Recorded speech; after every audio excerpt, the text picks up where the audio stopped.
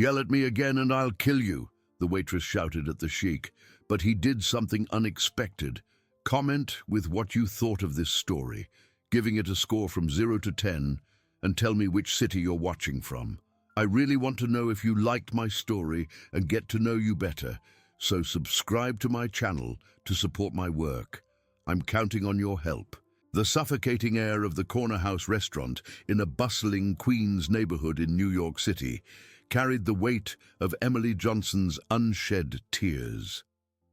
At 27, she juggled heavy trays and shattered dreams with the same desperate dexterity of someone who had learned that life doesn't offer choices, only necessities.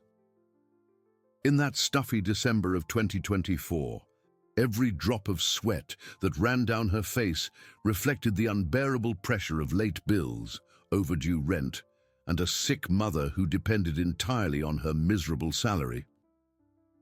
Emily was born and raised in the outer boroughs of NYC, the daughter of a seamstress and a construction worker who died when she was still a teenager, leaving her as the sole provider for the family.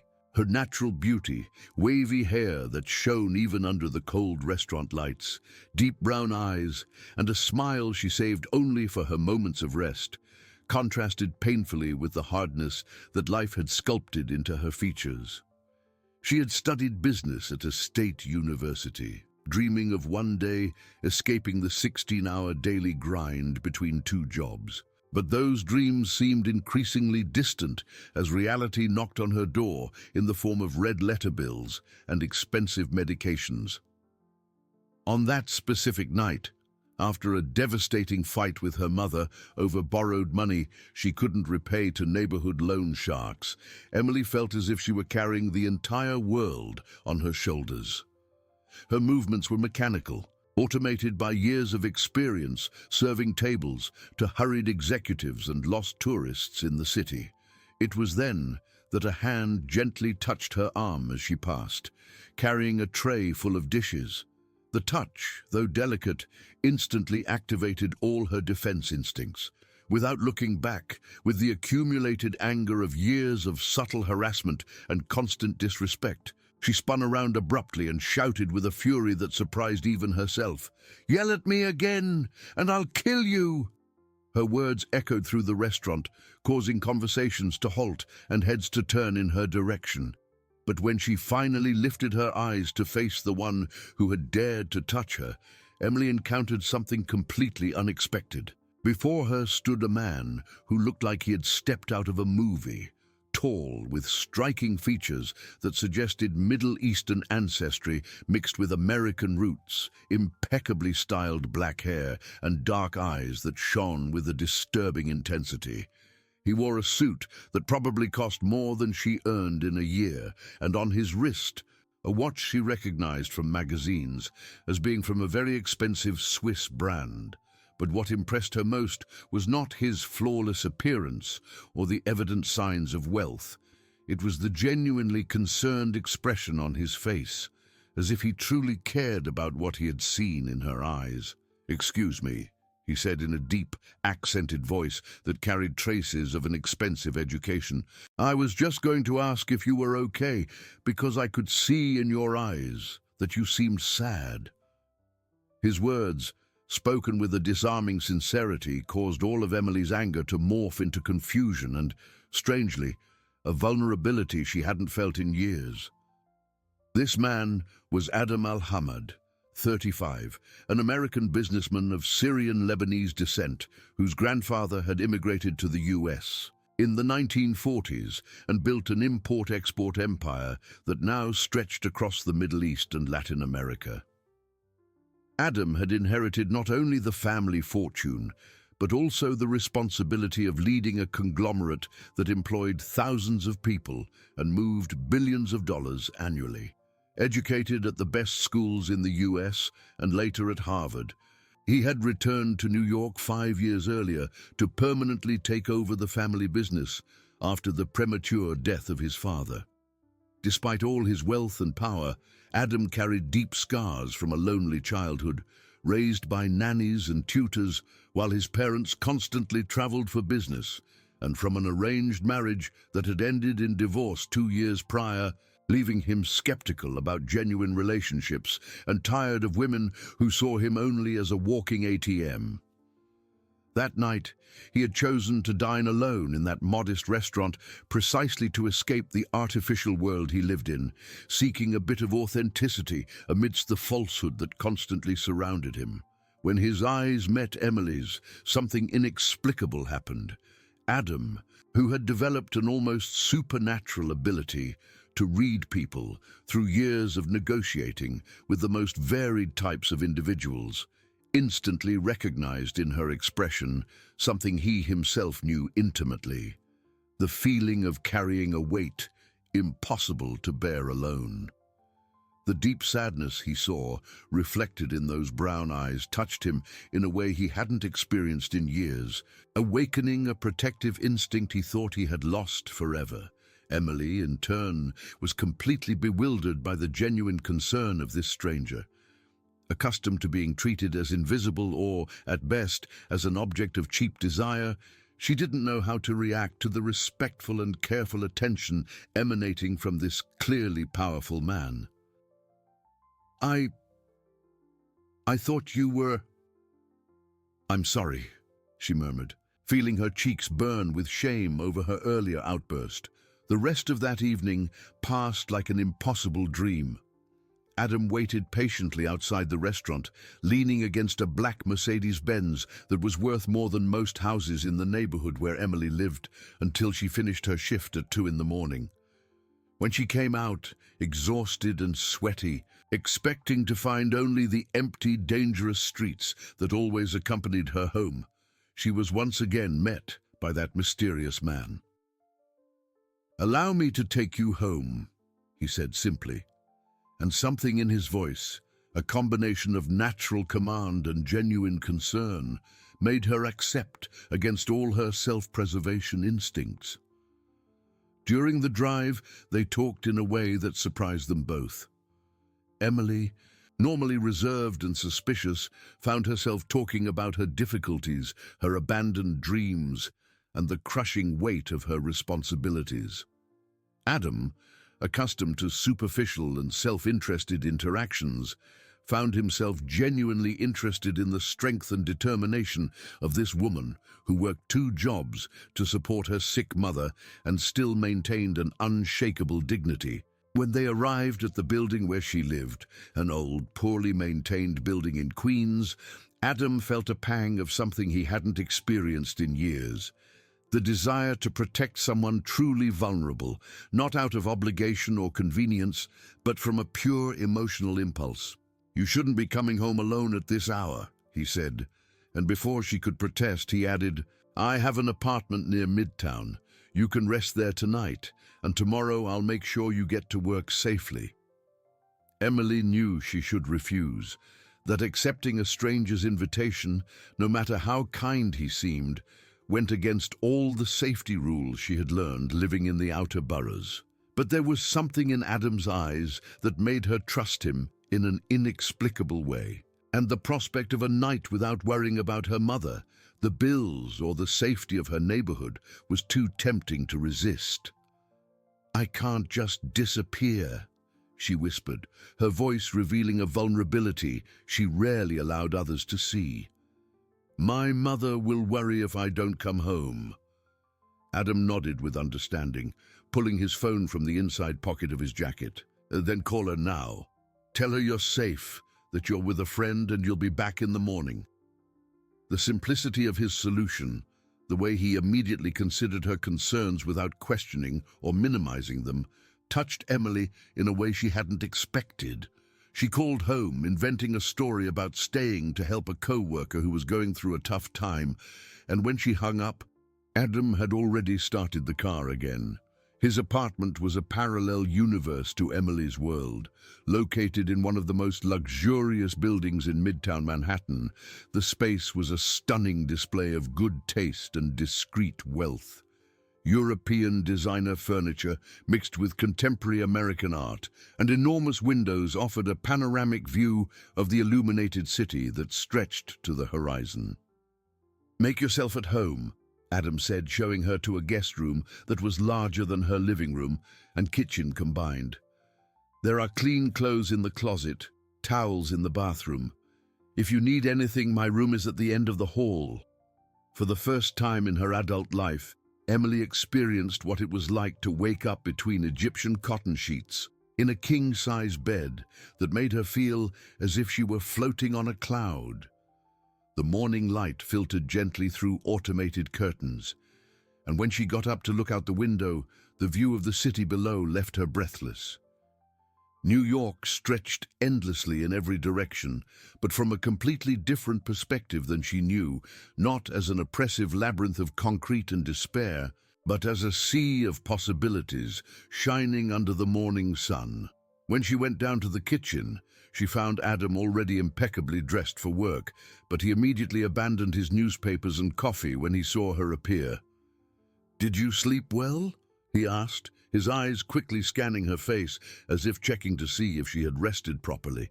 Emily, wearing one of his t-shirts that was far too large and borrowed pajama pants, felt strangely comfortable in his presence, despite the stark difference between their worlds.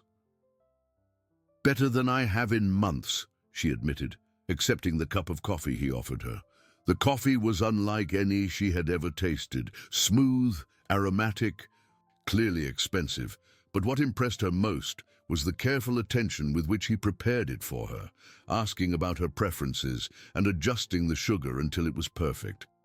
"Adam, I don't know how to thank you for all this. You don't even know me." "Maybe that's exactly why it works," he replied, sitting on the stool next to her at the kitchen counter. "I have no expectations based on who you should be or what you should do. I only see who you are now, in this moment."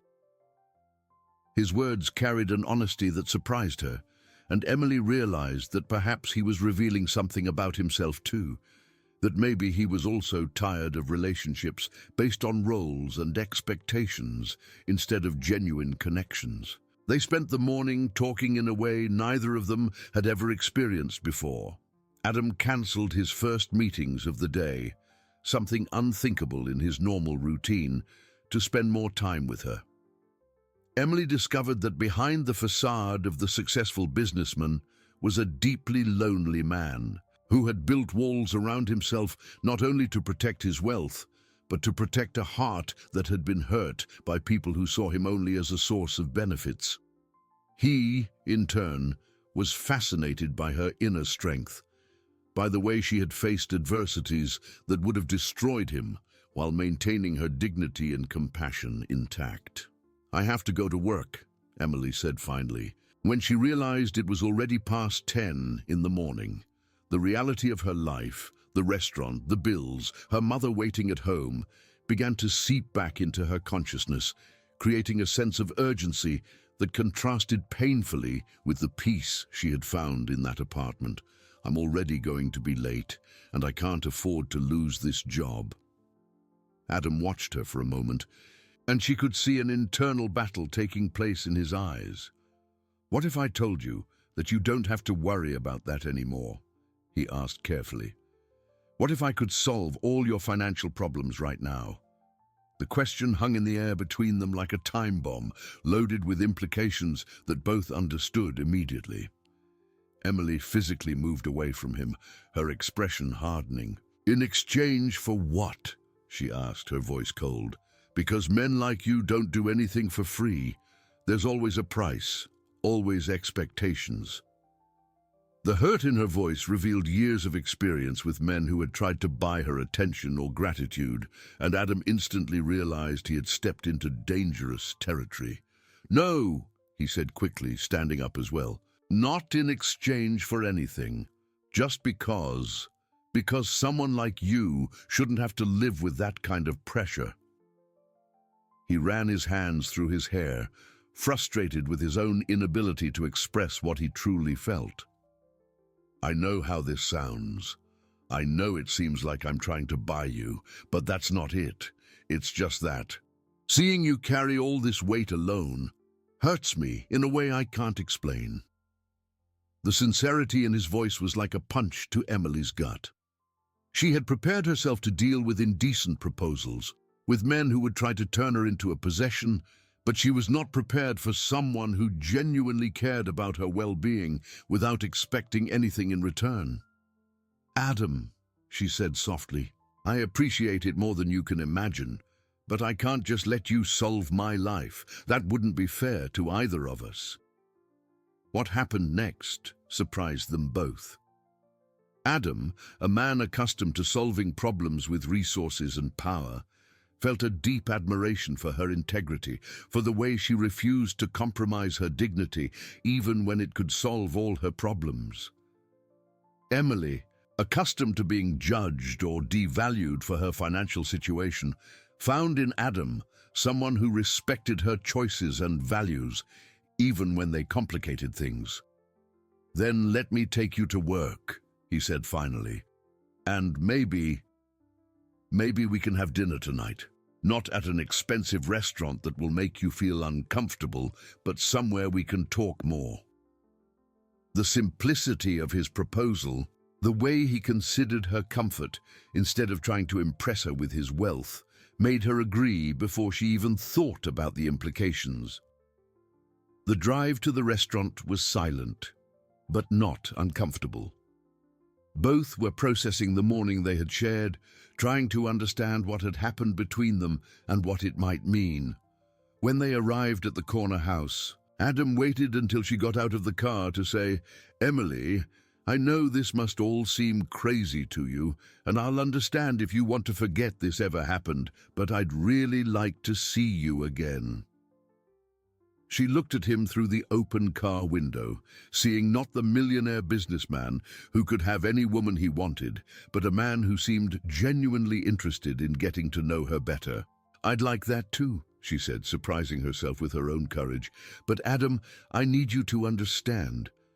I'm not a woman who can be kept or saved. If this is going to work, it has to be as equals." The smile that spread across his face was different from any expression she had seen on him before.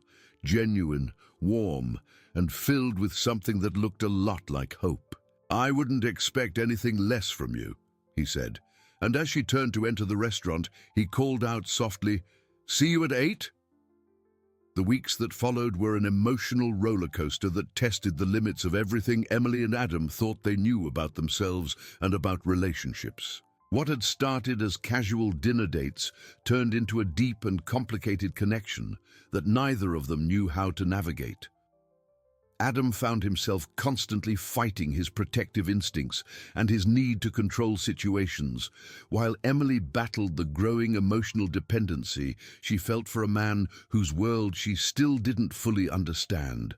The first major crisis came when Emily's mother, Carmen, found out about Adam through gossip from neighbors who had seen her getting into his car repeatedly. The confrontation was devastating. "Emily, for God's sake, what are you thinking?" Carmen yelled, her words echoing through the small apartment they shared in the outer boroughs. "A rich man doesn't want anything serious with a woman like us. He'll use you, discard you, and you'll be left with a broken heart and a ruined reputation in the whole neighborhood." "It's not like that, Mom," Emily replied, but her own voice carried an uncertainty she couldn't hide. "Adam isn't like other men. He respects me. He treats me as an equal." Even as she said the words, she could feel the weight of the differences between them pressing on her shoulders. The expensive clothes he had insisted on buying for her, the restaurants where she felt completely out of place, the conversations about business and investments she couldn't follow. All of it created a constant sense of inadequacy she struggled to ignore. Across town, Adam faced his own family pressures. His aunt Fatima, who had taken on the role of the family matriarch after his parents' death, called an urgent meeting at her mansion on the Upper East Side. "Adam, dear, I know you're going through a difficult time after the divorce," she said with a voice full of false understanding. "But this waitress you're seeing is not suitable for someone in our position. People are talking. Let them talk," Adam replied curtly, but inside he could feel the family pressure intensifying. "Emily is an extraordinary woman, and I'm not going to end my relationship with her because of social gossip. However, when his business partners began making subtle comments about his personal choices affecting his credibility in business, he started to question if he was being selfish by risking not only his own future, but also the livelihoods of thousands of employees for a relationship that might have no future. The tension between them reached a breaking point during a dinner at a restaurant where Adam had taken Emily to introduce her to some close friends. The atmosphere, a refined establishment in Soho frequented by New York's elite, made Emily feel like a fish out of water from the moment they walked in. The women in the group, wives of businessmen and heiresses of traditional families, greeted her with fake smiles and appraising glances that immediately put her on the defensive. "So, Emily," said Marina, the wife of an important investor, with a smile that didn't reach her eyes, "Adam told us you met at the restaurant where you work. How romantic, like in the movies." The condescending tone was unmistakable, and Emily felt her cheeks burn with humiliation and anger. "It must be interesting for you to see our world so different from yours." Adam immediately tried to change the subject, but the damage was already done. Emily spent the rest of the night in silence, smiling politely, while inside her self-esteem was systematically demolished by seemingly innocent comments about clothes, education, and life experiences. When they finally left the restaurant, she exploded. "How could you put me in that situation? How could you expose me like that without warning me what I was going to face?" I thought it would be good for you to meet my friends," Adam replied, genuinely confused by the intensity of her reaction. "They're important people in my life." His response, though well-intentioned, revealed a fundamental blindness to the privileges he had always taken for granted and how they created invisible barriers for people like Emily. "Your friends treated me like a curiosity at the zoo," she shouted, tears of frustration shining in her eyes. "And you didn't even notice. You're so used to this world you don't even see how cruel it is to people who weren't born into it." The fight that followed was the first of many, each one revealing deeper layers of the fundamental differences in their life experiences. Things got even more complicated when Adam's business rivals discovered Emily and decided to use her as a weak point to attack him. Richard Vance, a rival businessman who had lost important contracts to Adam's company, hired private investigators to dig into Emily's life. Photos of her leaving his apartment, working at the restaurant, and visiting her mother in the hospital were sent anonymously to gossip columnists, accompanied by insinuations about the nature of her relationship with Adam. The first story was published on a celebrity blog with the headline, "The Business Sheikh and His New Conquest, Romance or Riches." The photos of Emily, taken without her knowledge, were accompanied by malicious speculation about her motives and cruel comments about her humble origins. Has American tycoon Adam Al-Hamad found true love, or is he just having fun with a waitress from the outer boroughs? The article asked, before proceeding with a detailed and invasive analysis of both their personal lives. When Emily saw the article, she felt as if she had been punched in the stomach.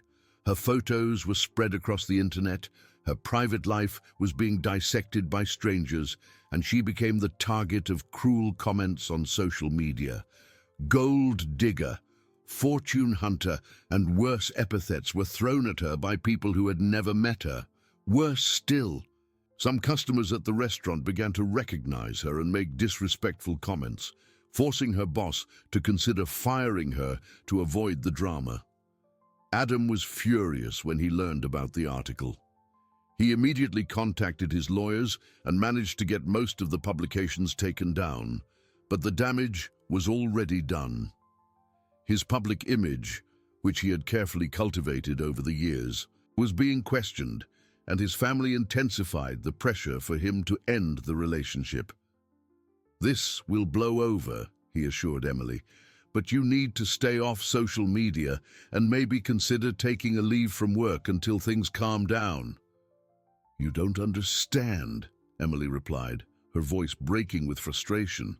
"I can't just hide until this passes. I have to work. I have to support my mother. I have to live my life.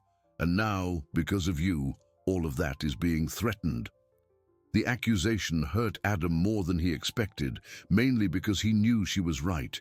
His world had invaded her life in a way she had never asked for or deserved. The situation hit rock bottom when Carmen was hospitalized due to a diabetes crisis aggravated by the stress of the public exposure. Sitting by her mother's bedside in the overcrowded public hospital, Emily felt crushed by the weight of responsibility and guilt. "This is all my fault," she whispered, holding Carmen's fragile hand. "I should have known this would go wrong." Adam arrived at the hospital a few hours later, carrying expensive flowers and an expression of genuine concern. But when he saw the environment, the peeling walls, the old equipment, the hallways crowded with people desperate for medical care, something inside him broke.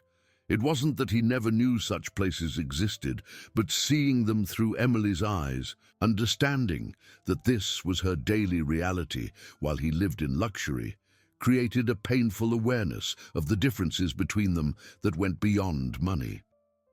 "She needs better treatment than this," he said softly to Emily, watching how she cared for her mother with a tenderness that moved him deeply. "Let me transfer her to a private hospital with the best doctors." "With what money, Adam?" Emily asked, her voice heavy with exhaustion. "I can't afford that, and I won't accept your charity. My mother is sick because of me, because I brought all this chaos into our lives. The last thing I'm going to do is become even more dependent on you." The conversation that followed was the most honest and painful they had ever had. Emily admitted that she felt lost between two worlds, no longer comfortable in her previous life, but unable to fully adapt to his. Adam acknowledged that his attempt to protect her and make her life easier had inadvertently created more problems, and that he had no idea how to navigate a relationship where he couldn't just solve everything with money and influence.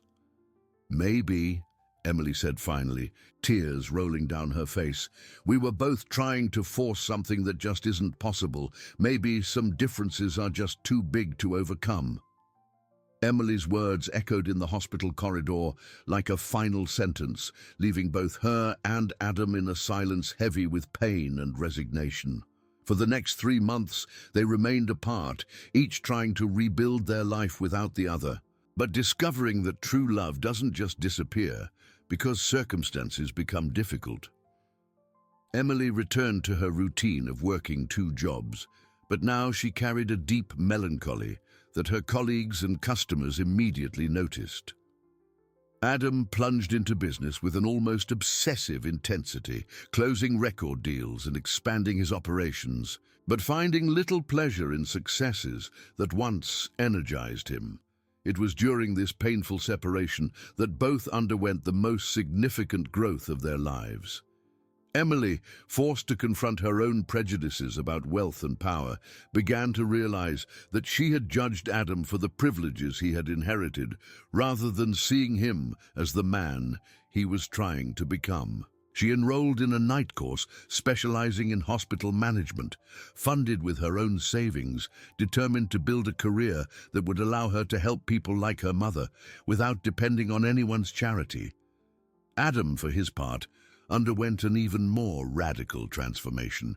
Emily's absence forced him to critically examine the life he had built and the people he surrounded himself with. He realized that many of his friends were actually relationships based on mutual convenience and financial interest, and that he had isolated himself so much in his ivory tower that he had completely lost touch with the reality of most Americans. The memory of the hospital where Carmen was admitted haunted him, not because of its poverty, but because of his own previous blindness to such conditions. The turning point came when Adam learned that Richard Vance had intensified his attacks, now targeting Emily directly with fake job offers that were actually traps to publicly compromise her. When one of the investigators hired by Richard approached Emily pretending to be a recruiter for a reputable pharmaceutical company, offering her a well-paid position in exchange for information about Adam, she immediately saw through the charade and refused. But the incident made her realize that, even apart, they were still connected in ways that made her complete independence an illusion. That night, Emily made a decision that surprised even herself. She took the subway to Adam's building in Midtown and waited in the lobby until he came down to his car. When she saw him emerge from the elevator, impeccably dressed, but with an expression of weariness that she recognized as a reflection of her own emotional exhaustion, she felt her heart race in the same way it had on that first night in the restaurant. "Emily," Adam said, his voice filled with surprise and something that looked a lot like hope. "What are you doing here?" Instead of answering immediately, she approached him, ignoring the curious glances of the security guards and staff in the luxurious lobby. "Adam, I need to tell you about a proposal I received today," she said, and then proceeded to recount in detail Richard's bribery attempt, watching Adam's expression harden with every word. "He won't stop," Adam said, his voice low but filled with controlled fury. "As long as you're seen as a way to get to me, you'll never be safe." The protectiveness she heard in his voice, mixed with the frustration of his own powerlessness to completely protect her, touched her in a way she didn't expect. "Unless," he continued, looking directly into her eyes, "we face this together, permanently." What Adam proposed next was so bold that Emily initially thought he was joking. "I want you to marry me," he said simply. "Not because it will solve our problems, but because I've realized our problems are small compared to what we lose when we're not together. And because I have a proposal that can transform both our lives and the lives of other people who go through what you've gone through." Emily looked at him skeptically. "Adam, 3 months ago we could barely have a conversation without fighting. What's changed?" Her question carried both hope and fear because part of her desperately wanted to believe they could find a way to work together. But another part had learned to guard her heart against more disappointment. "What's changed," Adam replied, "is that I finally understand what you've been trying to tell me from the beginning. That the difference between our worlds isn't about money or status, it's about purpose, and I want to build a common purpose with you." He led her to his car and during the drive explained an idea he had been secretly developing during their months of separation. Adam had decided to use a significant portion of his fortune to create a foundation focused on public health and professional education for underserved communities. And he wanted Emily to be not just his wife, but his full partner in this project. "I'm not offering this to impress you or to buy your love," he explained carefully. "I'm offering it because I've realized my wealth only has meaning if it's used to create opportunities for people who weren't born with the privileges I had." The proposal was ambitious and genuine. To build community clinics in underserved neighborhoods of New York, to fund scholarships for talented young people from the outer boroughs, and to create job training programs that offered real alternatives to the cycle of poverty. But what impressed Emily most was not the scope of the project, but the way Adam had thought through every detail, considering her perspective and experience. "I can't do this without you," he said honestly. "Not just because I love you, but because you understand these communities in a way I never will. You can ensure our resources are used effectively, not just thrown at problems I may not fully comprehend." The humility in his admission, the acknowledgement that he needed her expertise as much as she could benefit from his resources, created a foundation of equality that had been missing in their previous attempts. Emily asked for a week to think, but in her heart, she already knew the answer. During that week, she visited Carmen in the hospital, now in a better wing, thanks to a transfer program Adam had anonymously funded, and talked at length with her mother about fear, love, and the courage required to build a life based on calculated risks rather than guaranteed security. "My daughter," Carmen said, holding Emily's hands in her own, "I've lived my whole life afraid to dream too big, and look where it got me. Maybe it's time for you to have the courage I never had."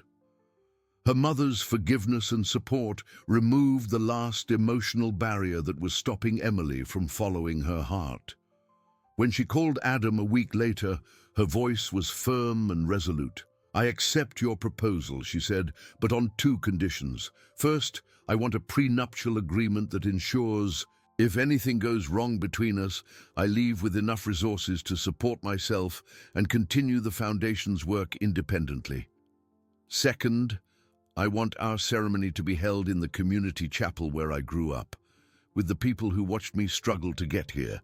Emily's conditions, far from offending him, made Adam admire her even more. Her insistence on maintaining her independence and her determination to honor her roots showed that she was not marrying him for convenience, but as an equal partner, choosing to build something greater than either of them could achieve alone. Their wedding became an event that symbolized everything they represented together. The ceremony in the simple chapel in Emily's community was followed by a reception at the Al-Hamad family mansion, creating a literal and symbolic bridge between their two worlds. The guests included friends from the outer boroughs as well as New York's elite, and the mix resulted in genuine connections that neither group had experienced before. 2 years later, the Emily and Adam Al-Hamad Foundation had become a national model for how private resources could be used effectively to create lasting social change. Emily, now with a specialized degree in public health management, ran the foundation's daily operations with a competence that impressed even the most skeptical critics. Adam had discovered that using his business talents for social causes was infinitely more satisfying than simply accumulating wealth. Most importantly, they had built a relationship based on mutual respect, shared purpose, and a love that had been tested by adversity and emerged stronger. Emily never lost her independent strength, but she learned to accept love and support without compromising her identity. Adam discovered that true power came from lifting others up, not from dominating them, and that emotional vulnerability was a strength, not a weakness.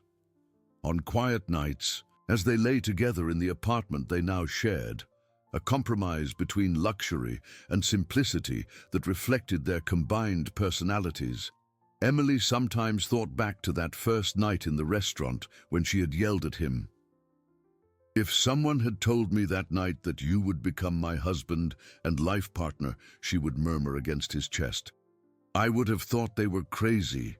And if someone had told me," Adam would reply, kissing her hair, "that a waitress would teach me what it truly means to be a man, I would have laughed. But now I know the best encounters in life are the ones we never plan, and true love is what transforms us into better versions of ourselves." If you like this video, please subscribe to my channel. I promise to bring you videos every day that will make your life happier.